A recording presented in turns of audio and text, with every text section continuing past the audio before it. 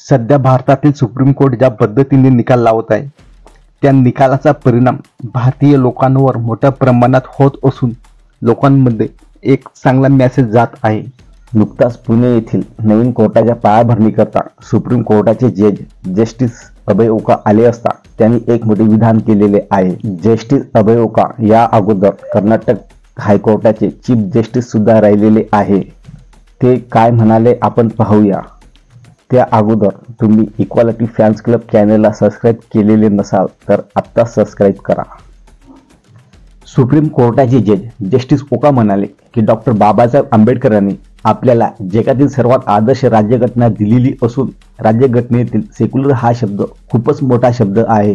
भारतीय राज्यघटनेला 26 जानेवारीला 75 वर्ष पूर्ण होत असून राज्यघटनेचा मान राखण्यासाठी घटनेच्या तत्वांची अंमलबजावणी करण्यासाठी न्यायालयाच्या कोणत्याही कामामध्ये पूजा अर्चा किंवा दीप प्रज्वलित न करता राज्यघटनेची प्रस्तावना पुढे ठेवून त्याला नमस्कार करून कोणत्याही कार्यक्रमाची सुरुवात केली पाहिजे।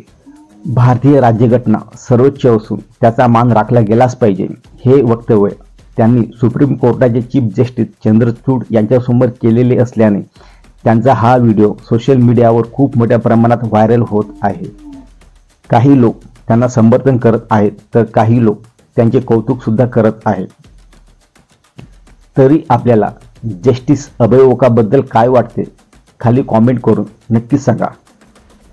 चॅनलवर नवीन असाल तर चॅनलला सबस्क्राईब करायला विसरू नका।